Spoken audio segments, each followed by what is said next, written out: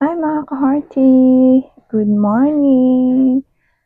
So magandang araw sa inyong lahat at isang mapagpalang araw sa inyong lahat. So ayun, kagigising ko lang, di bali nag-ano na ako, naghilamos na ako, nasipilyo na ako. Ngayon,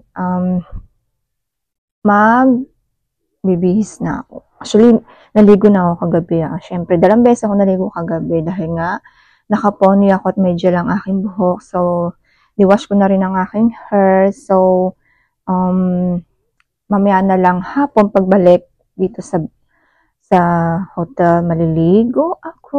So, naghilamos na ako. Diyan muna kayo. To be continue. So, mga ka-hearty, get ready with me. Arat na. So, yun. Paalis na kami. Gala-gala time. Coming. Breakfast muna kami. Breakfast. Ang dilim ng kanilang leaf. Black color. So, dito kami uupo kasi full.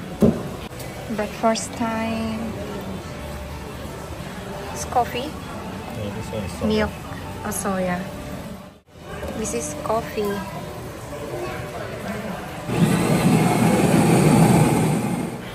Akala ko ayaw lumabas. Mga ka-hearty, naghihintay ako. Hindi ko alam na ang tagal pala lumabas ng coffee. Meron muffin. Tapos, butas.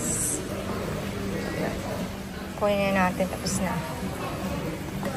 So, lagyan natin ng sugar and milk.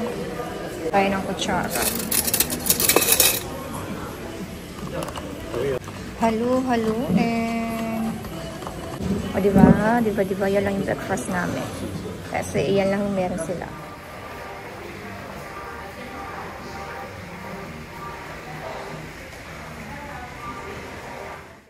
你们这边也有吃早餐的吗？这个你也可以，就是说我想还是起司粉到的话会罚50万。那台湾算是比较狭长型，细不细？就是说，它80的水是把这些水省下来才够百姓用。 So, ayan mga ka-hearty, grabe ang aming biyahe. Sobrang tagal at medyo mabagal din ang aming driver. So, medyo hinay-hinay lang siya mag-drive kasi nga medyo umaambon dyan. Kapag medyo mabilis ang iyong drive, mga 45 minutes lang. Pero kapag normal lang ang iyong drive, maabot ng 1 hour and 15 minutes. So, napakahaba ng aming biyahe. So, ayan mga ka-hearty, diyan kayo pupunta sa bundok na yan. Nakikita nyo ba yung parang tuldok na yan, yung lumilipad na yan? Diyan kami pupunta, magpapalipad kami. Ano ba tawag dyan? Lantern yata yan, yung may apoy. Lantern, ganun, yun na yun siguro. Basta yan na yun. Oh my God, mga ka-hearty, umuulan, umaambon siya. Ay. So, ayan na nga at wala kaming dalang payong. Sige, lakad. Mababasa ang aking hair. So, nila rito. Parang small village. Tawid kami ng tulay. Tulay. Oh. Diyos ko, Lord, wag kang umulan. Wag kang umulan, please. Umaambon talaga siya, my God. Ayan mga bahay dito, nasa bundok. Oh my God. Nahihilo ako. Umuuga yung tulay. Umaambon. Baka kumulot ang aking buhok. Sa mga ka-hearty, ito daw daanan ng train. So, hanggang doon sa dulo. Ewan ko, wag sanang tumulo yung ulan. Kasi pag nabasa yung buhok ko, na, kulot na ulit siya.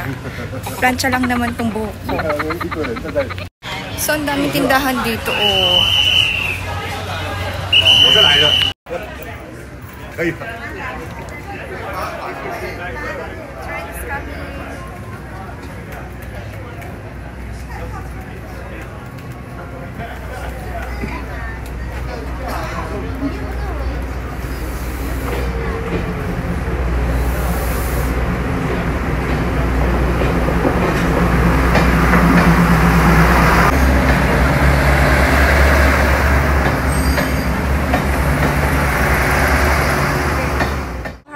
kami ng sangho. Ayan. Papalipa rin namin yan mamaya. So, ayan, binabasa na nila. Pero mamaya pa yan kasi mahamog. Umuulan.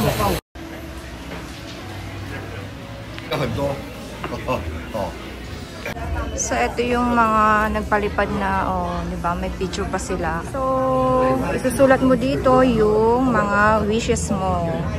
Ayan. Tapos, palilipa rin na siya. After mag-wish, isulat. Ayan. Time to sulat-sulat. Diba? Siya na yung pinagsulat ko, yung wish ko, kasi nga hindi ako marunong dyan. Careful, is a black color. Mabasa nyo ba? Diba?